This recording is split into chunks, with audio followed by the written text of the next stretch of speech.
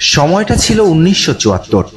এটাই ছিল অগ্রণী ব্যাংকের চেক বই। হ্যাঁ, আমি আজ থেকে 51 বছর আগের কথা বলছি। তখন 1 টাকায় গরুর গাড়ি ভর্তি বাজার আসতো।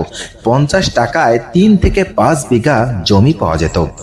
ছিল না ইন্টারনেট, টাচ মোবাইলও ছিল না, কম্পিউটারও ছিল না। চিঠির মাধ্যমে ভাব আদান প্রদান করা হতো।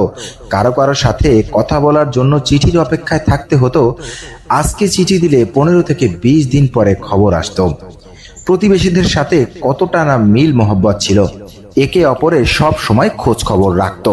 সুখে দুঃখে সব সময় সবাই সবার পাশে থাকতো। আজ 51 বছর পার হয়ে গেছে।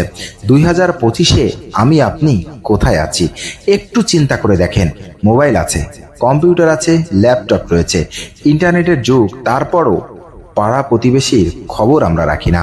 পৃথিবী যত উন্নত হচ্ছে, আত্মীয়তার সম্পর্কটা তত বেশি দূরে সরে যাচ্ছে। আজ ভেজালে ভরে গেছে সারা পৃথিবী।